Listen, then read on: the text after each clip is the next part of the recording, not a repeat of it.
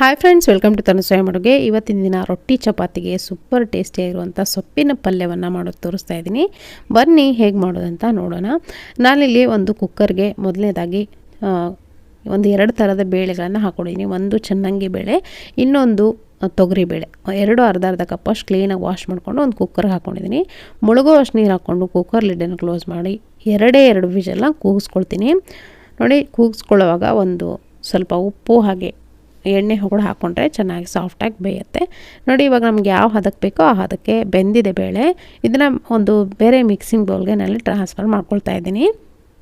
ನೋಡಿ, ಇವಾಗ ನಾನಿಲ್ಲಿ ಒಂದು ಪೂರ್ತಿ ಕಟ್ಟಾಗುವಷ್ಟು ಹರಿವೆ ಸೊಪ್ಪನ್ನು ಈ ಥರ ಬಿಡಿಸಿ ಕ್ಲೀನಾಗಿ ವಾಶ್ ಮಾಡ್ಕೊಂಡು ಇಟ್ಕೊಂಡಿದ್ದೀನಿ. ಮಾಡೋದು ನೋಡೋಣ. ಒಂದು ಪಾತ್ರೆಗೆ ಒಂದು 2 ಸ್ಪೂನ್ ಆಗೋಷ್ಟು ಎಣ್ಣೆ ಹಾಕ್ಕೊಂಡಿದ್ದೀನಿ. ಎಣ್ಣೆ ಜಾಸ್ತಿ ಬೇಕಾಗಲ್ಲ. ಒಂದು ಪೂರ್ತಿಯಾಗಿರುವಂಥ ಗೆಡ್ಡೆ ಬೆಳ್ಳುಳ್ಳಿನ ಜಜ್ಜಿ ಹಾಕ್ಕೊಂಡಿದ್ದೀನಿ. ಸಾಸಿವೆ ಜೀರಿಗೆ 1 ಟೀ ಸ್ಪೂನಷ್ಟು ಹಾಕ್ಕೊಂಡಿದ್ದೀನಿ. ಹಸಿಮೆಣಸಿನ್ಕಾಯಿ ಒಂದು 5ರಿಂದ 6 ಹಾಕ್ಕೊಂಡಿದ್ದೀನಿ. ಸ್ವಲ್ಪ ಖಾರ ಜಾಸ್ತಿ ಇದ್ದರೆ ಚೆನ್ನಾಗಾಗುತ್ತೆ. ನಾನು ಬೆಳ್ಳುಳ್ಳಿ ಒಗ್ಗರಣೆ ಹಾಕೋದ್ರಿಂದ ಈರುಳ್ಳಿ ಹಾಕ್ತಾಯಿಲ್ಲ. ಹಾಗಾಗಿ ಸ್ವಲ್ಪ ಕರಿಬೇವಿನ ಸೊಪ್ಪು ಹಾಕ್ಬೋದು, ನೀವು ಬೇಕಿದ್ರೆ ಚೆನ್ನಾಗಾಗತ್ತೆ ಟೇಸ್ಟು. ಡೈರೆಕ್ಟಾಗಿ ಹರಿವೆ ಸೊಪ್ಪನ್ನು ಹಾಕ್ಕೊಂಡು ಎಣ್ಣೆನಲ್ಲೇ ಚೆನ್ನಾಗಿ ಇದನ್ನು ಬಾಡಿಸ್ಕೋಬೇಕು. ಸ್ವಲ್ಪ ಹೊತ್ತು ಬಾಡಿಸ್ರೆ ಸಾಕಾಗುತ್ತೆ. ಇದು ಪೂರ್ತಿಯಾಗಿರುವಂಥ ಪಾತ್ರೆ ಪೂರ್ತಿ ಇರೋವಂಥ ಸೊಪ್ಪೇನಿದೆ ನೋಡಿ, ಕರಗಿ ಪೂರ್ತಿ ಕಡಿಮೆ ಆಗುತ್ತೆ. ಸ್ವಲ್ಪ ಹೊತ್ತು ಇದನ್ನು ಫ್ರೈ ಮಾಡ್ಕೊಳ್ಳೋಣ. ಸ್ವಲ್ಪ ಉಪ್ಪನ್ನು ಕೂಡ ಸೇರಿಸಿ ಫ್ರೈ ಮಾಡೋದ್ರಿಂದ ಬೇಗನೆ ಬಾಡುತ್ತೆ, ಅಂದರೆ ಬೇಗನೆ ಫ್ರೈ ಆಗುತ್ತೆ. ಸ್ವಲ್ಪ ಹಾರ್ಡ್ನೆಸ್ ಏನಿರುತ್ತೆ ನೋಡಿ, ಸ್ವಲ್ಪ ಟೈಮ್ ತೊಗೊಳುತ್ತೆ ಬೇಯೋಕ್ಕೆ. ನೋಡಿ, ಇದಕ್ಕೆ ಪ್ರಮಾಣ ಏನೋ ಕಡಿಮೆ ಆಯಿತು. ಹಾರ್ಡ್ನೆಸ್ ಏನಿರುತ್ತೆ ನೋಡಿ ಹರಿವೆ ಸೊಪ್ಪಿಂದು, ಸ್ವಲ್ಪ ಟೈಮ್ ತೊಗೊಳುತ್ತೆ. ಹಾಗಾಗಿ ಸ್ವಲ್ಪ ರುಚಿಗೆ ಎಷ್ಟು ಬೇಕು ಅಷ್ಟು ನೋಡಿಕೊಂಡು ನಾನಿಲ್ಲಿ ಇದಕ್ಕೆ ಉಪ್ಪನ್ನು ಸೇರಿಸ್ಕೊಳ್ತಾ ಇದ್ದೀನಿ. ಯಾಕಂದರೆ ನೀರಿನ ಅಂಶ ಬೇಕಲ್ಲ ಅದು ಬೇಯೋಕ್ಕೆ. ಹಾಗಾಗಿ ಸ್ವಲ್ಪ ಉಪ್ಪನ್ನು ಸೇರಿಸ್ಕೊಳ್ತಾ ಇದ್ದೀನಿ. ಜೊತೆಗೆ ಅರಿಶಿನ ಪುಡಿ ಒಂದು ಅರ್ಧ ಟೀ ಸ್ಪೂನಷ್ಟು ಹಾಕ್ಕೊಂಡು ಮಿಕ್ಸ್ ಮಾಡ್ಕೊಳ್ತಾ ಹುರ್ಕೋಬೇಕು. ಇವಾಗ ನೋಡಿ, ಸ್ವಲ್ಪ ಇದನ್ನು ಮುಚ್ಚಿ ಒಂದು 2 ನಿಮಿಷ ಬಿಡಬೇಕು. ಲೋ ಫ್ಲೇಮ್ ಇಟ್ಕೊಂಡು ಬಿಡಬೇಕು, ಇಲ್ಲಾಂದರೆ ಸೀದೋಗುತ್ತೆ. ಇವಾಗ ನೋಡಿ, 2 ನಿಮಿಷ ಬಿಟ್ಟಿದ್ದೆ, ಚೆನ್ನಾಗಿ ಬೆಂದಿದೆ, ಸಾಫ್ಟಾಗಿ ಬೆಂದಿದೆ, ಹಾರ್ಡ್ನೆಸ್ ಎಲ್ಲ ಹೋಗಿದೆ. ಇವಾಗ ಈ ಟೈಮ್ನಲ್ಲಿ ಬೇಳೆ ಏನು ಬೇಯಿಸ್ಕೊಂಡು ಇಟ್ಕೊಂಡಿರ್ತೀವಿ ಅದನ್ನು ಹಾಕ್ಕೊಳ್ತಾ ಇದ್ದೀನಿ. ಹಾಕ್ಕೊಂಡು ಲೈಟ್ ಹ್ಯಾಂಡಲ್ಲಿ ಮಿಕ್ಸ್ ಮಾಡ್ಕೋಬೇಕು. ನಾನಿಲ್ಲಿ ಒಂದು 3 ವಿಷಲ್ ಕೂಗಿಸ್ಕೊಂಡ್ಬಿಟ್ಟಿದ್ದೀನಿ. ಹಾಗಾಗಿ ಬೇಳೆ ಪೂರ್ತಿ ಮ್ಯಾಶ್ ಥರ ಆಗಿದೆ. 2 ವಿಷಲ್ಗೆ ನಮ್ಗೆ ಯಾವ ಹದಕ್ಕೆ ಬೇಕೋ ಆ ಹದಕ್ಕೆ ಬೇಳೆ ಬಂದಿರುತ್ತೆ. ಈ ಥರ ಮಾಡಿದ್ರು ಏನು ತೊಂದರೆ ಇಲ್ಲ. ನೀವು ಅನ್ನಕ್ಕೂ ಕೂಡ ತಿನ್ಬೋದು, ಮುದ್ದೆಗೆ ಚಪಾತಿ ರೊಟ್ಟಿ ಕೂಡ ಇನ್ನು ತಿನ್ಬೋದು, ಚೆನ್ನಾಗಿ ಬರುತ್ತೆ ಟೇಸ್ಟು. ಆ ಬೇಳೆ ಮ್ಯಾಶ್ ಆಗಿರುವಂಥ ಟೇಸ್ಟೇ ಒಂಥರ ಡಿಫ್ರೆಂಟ್ ಆಗಿರುತ್ತೆ. ಸ್ವಲ್ಪ ಅರಿಶಿನ ಪುಡಿ ಹಾಗೆ ಸಾಂಬಾರು ಪೌಡ್ರ್ ಕೂಡ 1 ಟೀ ಸ್ಪೂನಷ್ಟು ಹಾಕ್ಕೊಂಡಿದ್ದೀನಿ. ಅರಿಶಿನ ಪುಡಿ ನೀವು ಕಲರ್ಗೋಸ್ಕರ ಹಾಕೋದು, ಆಗಲೇ ಹಾಕಿದ್ದೆ, ಅದು ಕಡಿಮೆ ಅನಿಸು ಮತ್ತೆ ಹಾಕಿದೆ. ಹಾಗಾಗಿ ಸ್ವಲ್ಪ ಸಾಂಬಾರು ಪೌಡ್ರ್ ಹಾಕಿದ್ರೆ ತುಂಬ ಚೆನ್ನಾಗಿ ಟೇಸ್ಟ್ ಬರುತ್ತೆ, ಡಿಫ್ರೆಂಟಾಗಿ ಟೇಸ್ಟ್ ಬರುತ್ತೆ. ಇವಾಗ ನೋಡಿ ಆಯಿತು ಪಲ್ಯ.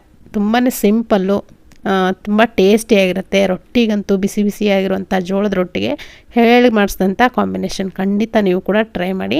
ಹಾಗೆ ಜೋಳದ ರೊಟ್ಟಿಗಾಗಲಿ ಚಪಾತಿಗಾಗಲಿ ಸೂಪರಾಗಿ ಹೊಂದ್ಕೊಳ್ಳೋವಂಥ ಒಂದು ಪಲ್ಯದ ರೆಸಿಪಿಯನ್ನು ಮಾಡೋದು ತೋರಿಸ್ತಾ ಇದ್ದೀನಿ. ಬನ್ನಿ ಹೇಗೆ ಮಾಡೋದು ಅಂತ ನೋಡೋಣ.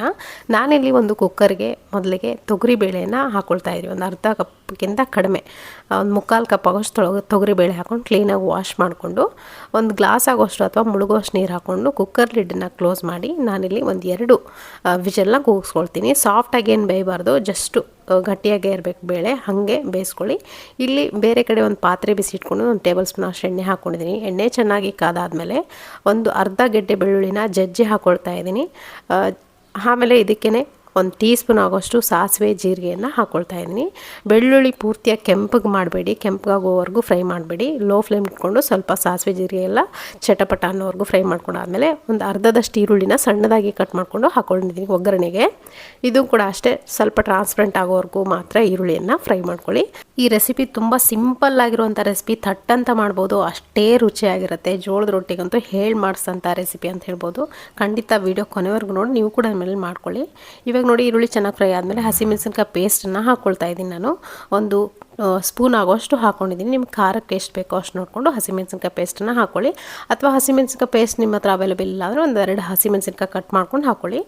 ಜೊತೆಗೆ ನೋಡಿ, ಸಬ್ಸಿಗೆ ಸೊಪ್ಪನ್ನು 2 ಕಟ್ ಆಗುವಷ್ಟು ಸಬ್ಸಿಗೆ ಸೊಪ್ಪನ್ನು ಕ್ಲೀನಾಗಿ ವಾಶ್ ಮಾಡಿಕೊಂಡು ಸಣ್ಣದಾಗಿ ಕಟ್ ಮಾಡಿಕೊಂಡು ಹಾಕ್ಕೊಂಡಿದ್ದೀನಿ, ನೋಡ್ತಿರ್ಬೋದು. ಸಬ್ಸಿಗೆ ಸೊಪ್ಪು ಇಲ್ಲ ಅಂದರೆ ಮೆಂತ್ಯ ಸೊಪ್ಪನ್ನು ಕೂಡ ನೀವು ಬಳಸ್ಬಹುದು. ನೋಡಿ, ಸಬ್ಸಿಗೆ ಸೊಪ್ಪನ್ನು ಹಾಕಿ ಮಾಡೋದ್ರಿಂದ ತುಂಬ ಚೆನ್ನಾಗಿ ಟೇಸ್ಟ್ ಬರುತ್ತೆ. ಈ ನಾನು ಮಾಡುವಂಥ ರೆಸಿಪಿ. ಸ್ವಲ್ಪ ಹೊತ್ತು ಫ್ರೈ ಮಾಡ್ಕೋಬೇಕು. ಸಬ್ಸಿಗೆ ಸೊಪ್ಪು ಪೂರ್ತಿಯಾಗಿ ಏನು ಫ್ರೈ ಆಗೋದು ಬೇಕಾಗಿಲ್ಲ, ಯಾಕಂದರೆ ಅದರಲ್ಲಿರುವಂಥ ಒಂದು ಒಳ್ಳೆ ಪರಿಮಳ ಇರುತ್ತಲ್ಲ ಅದು ಹೊರಟೋಗ್ಬಿಡುತ್ತೆ ಜಾಸ್ತಿ ಹೊತ್ತು ಫ್ರೈ ಮಾಡಿದ್ರೆ. ಸ್ವಲ್ಪ ಜಸ್ಟು ಒಂದು 5ರಿಂದ 8 ನಿಮಿಷ ಫ್ರೈ ಮಾಡಾದಮೇಲೆ ನಾವು ಬೇಯಿಸಿಟ್ಕೊಂಡಂಥ ಬೇಳೆ ಏನಿದೆ ನೋಡಿ, ಬೇಳೆಯನ್ನು ಹಾಕ್ಕೊಳ್ತಾ ಇದ್ದೀನಿ. ನೋಡ್ತಿರ್ಬೋದು ಬೇಳೆ ಎಷ್ಟು ಬೇಕೋ, ಯಾವ ಹದಕ್ಕೆ ಬೇಕೋ ಆ ಹದಕ್ಕೆ ಬೆಂದಿದೆ, ಪೂರ್ತಿಯಾಗಿ ಸ್ಮ್ಯಾಶ್ ಆಗಿಲ್ಲ. ಇಷ್ಟಾದರೆ ಸಾಕು. ಬೇಳೆಯನ್ನು ಹಾಕ್ಕೊಂಡು ಚೆನ್ನಾಗಿ ಮಿಕ್ಸ್ ಮಾಡ್ಕೊಂಡ್ರೆ ಆಯಿತು. ಬೇಳೆಯಲ್ಲಿ ಸ್ವಲ್ಪ ನೀರು ಜಾಸ್ತಿ ಇದ್ದರೆ ಸ್ವಲ್ಪ ನೀರನ್ನು, ಎಕ್ಸಿಸ್ ನೀರನ್ನು ತೆಗೆದು ಉಳ್ದ ಬೇಳೆ ಮಾತ್ರ ಹಾಕ್ಕೊಂಡು ರುಚಿಗೆ ಎಷ್ಟು ಬೇಕಷ್ಟು ನೋಡಿಕೊಂಡು ಉಪ್ಪನ್ನು ಸೇರಿಸ್ಕೊಂಡ್ರೆ ಆಯಿತು. ಟೇಸ್ಟಿಯಾಗಿರುವಂಥ ರುಚಿಯಾದಂಥ ಸಬ್ಸಿಗೆ ಸೊಪ್ಪಿನ ಬೇಳೆ ಪಲ್ಯ ರೆಡಿ ಆಗುತ್ತೆ. ತುಂಬ ಚೆನ್ನಾಗಿರುತ್ತೆ ಟೇಸ್ಟು. ಖಂಡಿತ ನೀವು ಕೂಡ ಮೇಲೆ ಮಾಡ್ಕೊಂಡು ನೋಡಿ. ಕೊನೆಯದಾಗಿ ಇನ್ನೇನು ಆಫ್ ಮಾಡ್ತೀವಿ ಗ್ಯಾಸನ್ನು, ಆವಾಗ ಸ್ವಲ್ಪ ಕೊತ್ತಂಬರಿ ಸೊಪ್ಪನ್ನು ಹಾಕ್ಕೊಂಡು ಮಿಕ್ಸ್ ಮಾಡ್ಕೊಂಡ್ರೆ ಆಯಿತು. ಇದು ಜೋಳದ ರೊಟ್ಟಿಗಂತೂ ಒಳ್ಳೆ ಕಾಂಬಿನೇಷನು. ನೀವು ಮುದ್ದೆಗೆ ಕೂಡ ಇದನ್ನು ಸರ್ವ್ ಮಾಡ್ಬೋದು, ರೈಸ್ ಜೊತೆಗೆ ಕೂಡ ಸರ್ವ್ ಮಾಡ್ಬೋದು. ಇದು ಒಂದು ಮಾಡಿದ್ರೆ ನೀವು ಚಪಾತಿ, ರೊಟ್ಟಿಗೆ, ಮುದ್ದೆ, ಅನ್ನಕ್ಕೆ ಕೂಡ ಸೂಟ್ ಆಗುತ್ತೆ. ಖಂಡಿತ ಈ ರೆಸಿಪಿ ಇಷ್ಟ ಆಗಿರೋ ಲೈಕ್ ಮಾಡಿ. ಮತ್ತು ರಾಜಗಿರಿ ಪಲ್ಯವನ್ನು ನಾನು ನಮ್ಮನೆಯಲ್ಲಿ ಯಾವ ರೀತಿ ಮಾಡ್ತೀನಿ ಅನ್ನೋದನ್ನು ತೋರಿಸ್ತಾ ಇದ್ದೀನಿ. ಸುಮಾರು ಜನ ಸುಮಾರು ಥರ ಮಾಡ್ತಾರೆ, ಆದರೆ ನಾನಿಲ್ಲಿ ನಮ್ಮನೇಲಿ ಮಾಡೋದನ್ನು ತೋರಿಸ್ತಾ ಇದ್ದೀನಿ. ಬನ್ನಿ ಮಾಡೋದನ್ನ. ನಾನಿಲ್ಲಿ ಮೊದಲನೇದಾಗಿ ಒಂದು ಕುಕ್ಕರ್ ತೊಗೊಂಡಿದ್ದೀನಿ. ಇದಕ್ಕೆ 1 ಕಪ್ ಆಗುವಷ್ಟು ತೊಗರಿ ಬೇಳೆನ ನೆನೆಸಿಟ್ಟಿದ್ದೀನಿ. ಒಂದು 2 ನಿಮಿಷ ನೆನೆಸಿಟ್ರೆ ಸಾಕಾಗುತ್ತೆ, ಅಥವಾ ಅವಾಗೇ ನೀವು ಕ್ಲೀನ್ ಮಾಡಿ ಹಾಕ್ಕೊಳ್ತೀನಿ ಅಂದರೆ ಅದು ಕೂಡ ಓಕೆ. ಈಗ ನೋಡಿ 1 ಕಪ್ಪಷ್ಟು ತೊಗರಿ ಬೇಳೆನ ಹಾಕ್ಕೊಂಡು 1 ಕಪ್ಪಷ್ಟು ನೀರು ಹಾಕ್ಕೊಂಡು ನಾನಲ್ಲಿ ಒಂದೇ ಒಂದು ವಿಷಲ್ ಕೂಗಿಸ್ಕೊಳ್ತೀನಿ. ಫ್ಲೇಮನ್ನು ಮೀಡಿಯಮ್ನಲ್ಲಿ ಇಟ್ಕೊಂಡು 1 ವಿಷಲ್ ಕೂಗಿಸ್ಕೊಳ್ಳಿ. ಇವಾಗ ಮಾಡೋದು ನೋಡೋಣ. ಒಂದು ಪಾತ್ರೆ ಬಿಸಿ ಇಟ್ಕೊಂಡಿದ್ದೀನಿ ನಾನು.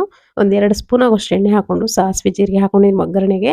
ಜೊತೆಗೆ ಒಂದು ಅರ್ಧ ಗೆಡ್ಡೆ ಬೆಳ್ಳುಳ್ಳಿನ ಜಜ್ಜಿ ಹಾಕ್ಕೊಂಡಿದ್ದೀನಿ. ಸ್ವಲ್ಪ ಕರಿಬೇವಿನ ಸೊಪ್ಪು ಕೂಡ ಒಗ್ಗರಣೆಗೆ ಹಾಕ್ಕೊಂಡಿದ್ದೀನಿ.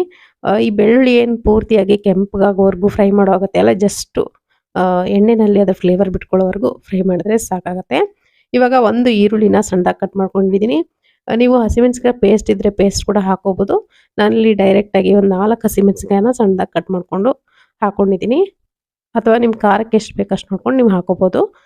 ಅರ್ಧ ಟೀ ಸ್ಪೂನ್ ಆಗುವಷ್ಟು ಅರಿಶಿನ ಪುಡಿ ಕೂಡ ಹಾಕ್ಕೊಂಡು ಚೆನ್ನಾಗಿ ಮಿಕ್ಸ್ ಮಾಡ್ಕೊಳ್ತಾ ಫ್ರೈ ಮಾಡ್ಕೊಳ್ಳಿ.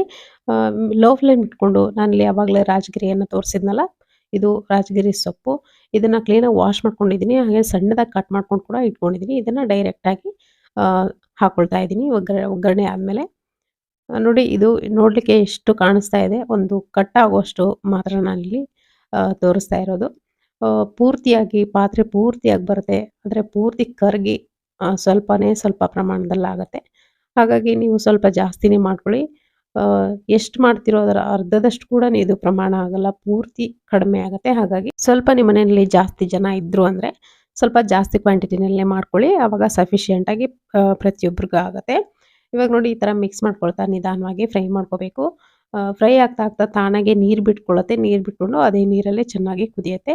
ನೋಡಿ, ಈ ಥರ ಪೂರ್ತಿಯಾಗಿ ಸಾಫ್ಟ್ ಆದಮೇಲೆ ಇದಕ್ಕೆ ನೀವು ಬೇಕಿದ್ರೆ ಉಪ್ಪನ್ನು ಹಾಕ್ಕೊಂಡು ಫ್ರೈ ಮಾಡ್ಕೊಳ್ಳೋಕೆ ಇಟ್ಕೋಬೋದು, ಅಂದರೆ ಕುದಿಯೋಕೆ ಇಡ್ಬೋದು. ನಾನು ಕೂಡ ಇಲ್ಲಿ ರುಚಿಗೆ ಎಷ್ಟು ಬೇಕಷ್ಟು ನೋಡಿಕೊಂಡು ಚೆನ್ನಾಗಿ ಮಿಕ್ಸ್ ಮಾಡ್ಕೊಂಡು ಆದಮೇಲೆ ಉಪ್ಪನ್ನು ಸೇರಿಸ್ಕೊಳ್ತೀನಿ. ಸೊ ಇವಾಗ ನೋಡ್ತಿರ್ಬೋದು, ಉಪ್ಪನ್ನು ಸೇರಿಸ್ಕೊಂಡಿದ್ದೀನಿ. 1 ಟೀ ಸ್ಪೂನ್ ಅಷ್ಟು ಉಪ್ಪನ್ನು ಸೇರಿಸ್ಕೊಳ್ಳಿ. ಜಾಸ್ತಿ ಉಪ್ಪನ್ನು ಸೇರಿಸಿದ್ರೆ ಇದು ಮತ್ತೆ ಕರಗಿ ಸಾಫ್ಟಾಗಿ ಸ್ವಲ್ಪ ಪ್ರಮಾಣದಲ್ಲಿ ಆದಮೇಲೆ ಉಪ್ಪು ಜಾಸ್ತಿ ಆಗುತ್ತೆ. ಹಾಗಾಗಿ ಒಂದು 2 ಟೇಬಲ್ ಸ್ಪೂನ್ ಆಗೋಷ್ಟು ನೀರನ್ನು ಮಾತ್ರ ಹಾಕ್ಕೊಳ್ತಾ ಇದ್ದೀನಿ. ಹಾಕ್ಕೊಂಡು ಮುಚ್ಚಿ ಒಂದು 2 ನಿಮಿಷ ಬಿಡ್ತೀನಿ, ಯಾಕಂದರೆ ರಾಜಗಿರಿ ಸೊಪ್ಪು ಬೇಯೋಕ್ಕೆ ಸ್ವಲ್ಪ ಟೈಮ್ ತೊಗೊಳುತ್ತೆ. ಹಾಗಾಗಿ ಒಂದು 2 ನಿಮಿಷ ಬಿಟ್ಟಿದೆ. ನೋಡಿ, ಈ ಥರ ಸಾಫ್ಟ್ ಆದರೆ ನಮಗೆ ಸಾಕಾಗುತ್ತೆ. ಇದು ಸಾಫ್ಟ್ ಆಗಿದೆ ಅಂತ ನೀವು ಒಂದ್ಸರಿ ಚೆಕ್ ಮಾಡ್ಕೋಬೇಕು ಕೈಯಿಂದ. ಸ್ವಲ್ಪ ಹಾರ್ಡಾಗಿರುತ್ತೆ ರಾಜಗಿರಿ ಸೊಪ್ಪು. ಇವಾಗ ಆವಾಗಲೇ ಒಂದು ವಿಷಲ್ ಕೂಗಿಸಿ ಇಟ್ಕೊಂಡಿದ್ದೀನಿ ನಾನು ಬೇಳೆನ. ಅದನ್ನು ನೋಡಿ ಇವಾಗ ಡೈರೆಕ್ಟಾಗಿ ಈ ರಾಜಗಿರಿ ಸೊಪ್ಪಿನ ಪಲ್ಯಕ್ಕೆ ಹಾಕ್ಕೊಳ್ತಾ ಇದ್ದೀನಿ. ನೀವು ಬೇಕಿದ್ರೆ ಬೇಳೆ ಬೇಯಿಸೋ ಅಗತ್ಯ ಕೂಡ ಇಲ್ಲ. ಒಂದು 15 ನಿಮಿಷ ನೀವು ಈ ತೊಗರಿ ಬೇಳೆನ ನೆನೆಸಿ ಕೂಡ ಹಾಗೆ ಹಾಕೋಬೋದು. ಹಾಕ್ಕೊಂಡು ರಾಜಗಿರಿ ಸೊಪ್ಪಿನ ಪಲ್ಯದ ಜೊತೆಗೇ ನೀವು ಕುದಿಸ್ಕೊಳ್ಬೋದು 1-2 ನಿಮಿಷ. ಆವಾಗ ನಿಮಗೆ ಸಾಫ್ಟಾಗಿ ಸಿಗಲ್ಲ ಬೇಳೆ, ಸ್ವಲ್ಪ ಬಾಯಿಗೆ ಸಿಗೋ ಥರ ಇರುತ್ತೆ. ಚೆನ್ನಾಗಿರುತ್ತೆ ಅದು ಕೂಡ ಟೇಸ್ಟು. ಕೊನೆಯದಾಗಿ ಸ್ವಲ್ಪ ಕೊತ್ತಂಬರಿ ಸೊಪ್ಪು ಹಾಕ್ಕೊಂಡು ಚೆನ್ನಾಗಿ ಮಿಕ್ಸ್ ಮಾಡಿಕೊಂಡ್ರೆ ರುಚಿಯಾದಂಥ ಆರೋಗ್ಯಕರವಾದಂಥ ಕೆಂಪು ರಾಜಗಿರಿ ಸೊಪ್ಪಿನ ಪಲ್ಯ ರೆಡಿ ಆಗುತ್ತೆ.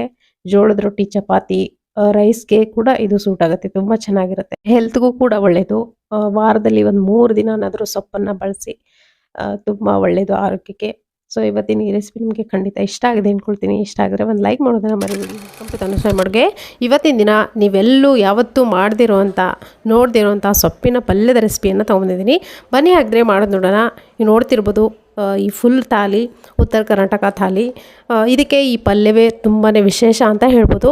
ಇವಾಗ ನೋಡ್ತಿರ್ಬೋದು ಇದು ಯಾವ ಸೊಪ್ಪು ಅಂತ ನೀವು ಯೋಚನೆ ಮಾಡ್ತಿರ್ಬೋದು. ಇದು ಕಡಲೆ ಸೊಪ್ಪು, ಕಡಲೆ ಕಾಳು ಇರುತ್ತಲ್ಲ ಅದರ ಚಿಗುರಿದು. ಕಡಲೆ ಕಾಳನ್ನು ಬಿತ್ತನೆ ಮಾಡಿದಾಗ ಅದರಿಂದ ಒಂದು ಗಿಡ ಬೆಳೆಯುತ್ತೆ, ಸಸಿ, ಅದರಲ್ಲಿ ಈ ಥರ ಚಿಗುರು ಬೆಳೆಯುತ್ತೆ. ಈ ಥರ ಚಿಗುರನ್ನು ಕಿತ್ಕೊಂಡು ನಾವು ಒಂದು ಸೊಪ್ಪಿನ ಪಲ್ಯವನ್ನು ಮಾಡ್ತೀವಿ. ತುಂಬಾ ರುಚಿಯಾಗಿರುತ್ತೆ. ನೀವು ಯಾರಾದರೂ ಇವತ್ತಿನವರೆಗೂ ಇದನ್ನು ಮಾಡಿಲ್ಲ, ನೋಡಿಲ್ಲ ಅಂದರೆ ಖಂಡಿತ ನೋಡಾದಮೇಲೆ ನೀವು ಕೂಡ ಮಾಡ್ಕೊಳ್ಳಿ. ಮಾಡೋದು ನೋಡೋಣ. ಒಂದು ಗೆಡ್ಡೆ ಬೆಳ್ಳುಳ್ಳಿನ ಜಜ್ಜಿ ಇಟ್ಕೊಂಡಿದ್ದೀನಿ. ಒಂದು ಪಾತ್ರೆ ಬಿಸಿ ಇಟ್ಕೊಂಡಿದ್ದೀನಿ. ನಾನಿಲ್ಲಿ ಪಾತ್ರೆಗೆ ಎಣ್ಣೆಯನ್ನು ಹಾಕ್ಕೊಂಡಿದ್ದೀನಿ, ಅಂದರೆ 2 ಟೇಬಲ್ ಸ್ಪೂನ್ ಆಗೋಷ್ಟು ಜಜ್ಜಿದಂಥ ಒಂದು ಗೆಡ್ಡೆ ಬೆಳ್ಳುಳ್ಳಿ ಜೊತೆಗೆ ಹಸಿಮೆಣಸಿನ್ಕಾಯಿ ಪೇಸ್ಟನ್ನು ಹಾಕ್ಕೊಂಡಿದ್ದೀನಿ. ಹಸಿಮೆಣಸಿನ್ಕಾಯಿನ ಜಸ್ಟು ಎಣ್ಣೆಯಲ್ಲಿ ರುಬ್ಕೊಂಡು ಹಾಕ್ಕೊಳ್ಬೇಕು ಅಷ್ಟೇ. ಸ್ವಲ್ಪ ಕರಿಬೇವಿನ ಸೊಪ್ಪನ್ನು ಹಾಕ್ಕೊಂಡು ಚೆನ್ನಾಗಿ ಎಣ್ಣೆಯಲ್ಲಿ ಫ್ರೈ ಮಾಡ್ಕೋಬೇಕು. ಈ ಬೆಳ್ಳುಳ್ಳಿ ಏನು ಕೆಂಪಗಾಗುತ್ತೆ ಅಲ್ಲ, ಜಸ್ಟು ಆ ಫ್ಲೇವರ್ ಬಿಟ್ಕೊಂಡ್ರೆ ಸಾಕು ಎಣ್ಣೆಯಲ್ಲಿ. ಎಲ್ಲವೂ ಚೆನ್ನಾಗಿ ಫ್ರೈ ಆದಮೇಲೆ ಹಸಿಮೆಣಸಿನ್ಕಾಯಿ ಎಲ್ಲ ಹಸಿ ವಾಸನೆ ಹೋಗಾದಮೇಲೆ ನಾನಿಲ್ಲಿ ಈ ಕಡಲೆ ಸೊಪ್ಪು ಏನಿದೆ ನೋಡಿ, ಇದನ್ನು ಡೈರೆಕ್ಟಾಗಿ ಹಾಕ್ಕೊಳ್ತಾ ಇದ್ದೀನಿ. ಕಡಲೆ ಸೊಪ್ಪನ್ನು ಬಿತ್ತಾದಮೇಲೆ ತಕ್ಷಣ ಒಂದು 2 ವೀಕ್ಸಲ್ಲಿ ಈ ಚಿಗುರು ಬೆಳೆಯುತ್ತೆ. ಆವಾಗಲೇ ಕಿತ್ಕೊಂಡ್ಬಂದು ಇದನ್ನು ಮಾಡ್ಕೊಳ್ಬೇಕಾಗತ್ತೆ. ಇದನ್ನು ಸೊಪ್ಪನ್ನು ತೊಳೆಯೋ ಆಗುತ್ತೆ ಎಲ್ಲ, ತೊಳೆದ್ರೆ ಇದರಿಂದ ಬರುವಂಥ ರುಚಿ ಏನಿರುತ್ತೆ ಅದೆಲ್ಲವೂ ಹೊರಟೋಗುತ್ತೆ. ಹಾಗಾಗಿ ಜಸ್ಟ್ ಕಿತ್ಕೊಂಬರೋದು ಮಾಡೋದು ಅಷ್ಟೇ. ಇದರಿಂದ ಸ್ವಲ್ಪ ಬಟ್ಟೆಯಿಂದ ಕ್ಲೀನಾಗಿ ಒರೆಸ್ಕೊಂಡು ಮಾಡೋದಷ್ಟೇ. ಬೇಕಿದ್ದರೆ ನೀವು ತೊಳೆದು ಮಾಡ್ಕೊಬೋದು, ಏನು ತೊಂದರೆ ಇಲ್ಲ.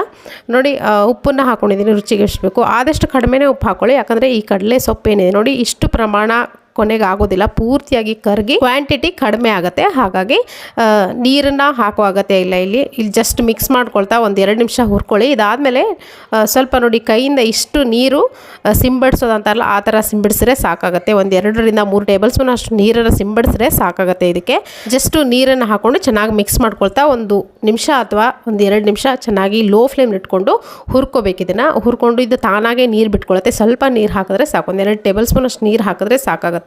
ಇದನ್ನು ಈ ಥರ ಕ್ಲೀನಾಗಿ ಮಿಕ್ಸ್ ಮಾಡ್ಕೊಳ್ಳಿ. ಮತ್ತೇನು ಬೇರೆ ಇಂಗ್ರೀಡಿಯೆಂಟ್ಸ್ ಹಾಕೋ ಅಗತ್ಯನೇ ಇಲ್ಲ. ಇದಕ್ಕೆ ಜಸ್ಟ್ ಬೆಳ್ಳುಳ್ಳಿ ಹಾಕಿದ್ರೆ ಸಾಕಾಗುತ್ತೆ. ನೋಡಿ ಮುಚ್ಚಳ ಮುಚ್ಚಿ ಒಂದು 2 ನಿಮಿಷ ಬಿಟ್ಟಿದೆ, ಜಾಸ್ತಿ ಹೊತ್ತು ಬೇಯಿಸೋ ಆಗುತ್ತೆ. 2 ನಿಮಿಷದಲ್ಲಿ ಈ ರುಚಿಕರವಾದಂಥ ಸೊಪ್ಪಿನ ಪಲ್ಯ, ಕಡಲೆ ಸೊಪ್ಪಿನ ಪಲ್ಯ ರೆಡಿ ಆಗುತ್ತೆ ನಿಮಗೆ. ನೀವು ಯಾರಾದರೂ ಇದುವರೆಗೂ ಇದನ್ನು ಕೇಳಿಲ್ಲ ಅಥವಾ ನೋಡಿಲ್ಲ, ಮಾಡಿಲ್ಲ ಅಂದರೆ ಖಂಡಿತವಾಗ್ಲೂ ಕಡಲೆ ಸೊಪ್ಪಿನ ಚಿಗುರು ಏನಾದರೂ ಸಿಕ್ಕರೆ ನೀವು ಕಿತ್ಕೊಂಡ್ಬಂದು ಮಾಡ್ಕೊಂಡು ನೋಡಿ. ಇದರ ರುಚಿ ನೋಡಿ, ಜೋಳದ ರೊಟ್ಟಿ, ಚಪಾತಿ ಯಾವುದಕ್ಕೆ ಬೇಕಿದ್ರೂ ಸೂಟ್ ಆಗುತ್ತೆ. ಹಾಗೆ ಬೇಕಿದ್ರೂ ನೀವು ಡಯಟಲ್ಲಿರೋರು ಹಾಗೆ ಬೇಕಿದ್ರೂ ಒಂದು ಬೌಲಷ್ಟು ನೀವು ತಿಂದರೆ ತುಂಬಾ ಒಳ್ಳೆಯದು ಆರೋಗ್ಯಕ್ಕೆ. ಟೇಸ್ಟು ಕೂಡ ಅಷ್ಟೇ ಡಿಫ್ರೆಂಟ್ ಆಗಿರುತ್ತೆ, ಅಷ್ಟೇ ಟೇಸ್ಟಿಯಾಗಿರುತ್ತೆ. ಸೊ ಇವಾಗ ಇದನ್ನು ನಾನು ಒಂದು ಉತ್ತರ ಕರ್ನಾಟಕ ಥಾಲಿಯೊಂದಿಗೆ ಈ ಪಲ್ಯವನ್ನು ಕೂಡ ಮಾಡ್ಕೊಂಡಿದ್ದೀನಿ. ನೋಡಿ ರುಚಿ ಆದಂಥ ಕಡಲೆ ಸೊಪ್ಪಿನ ಪಲ್ಯ ರೆಡಿಯಾಗಿದೆ. ಜೋಳದ ರೊಟ್ಟಿ ಜೊತೆ ಒಂದು ಒಳ್ಳೆ ಕಾಂಬಿನೇಷನ್ನು. ಯಾರ್ಯಾರು ಇದ್ರ ರುಚಿ ನೋಡಿದ್ರೆ ಖಂಡಿತ ಕಾಮೆಂಟ್ ಮುಖಾಂತರ ಬರ್ತಿರಿಸಿ. ಯಾರ್ಯಾರು ನೋಡಿಲ್ವೋ ಖಂಡಿತ ಟ್ರೈ ಮಾಡಿ. Thank you.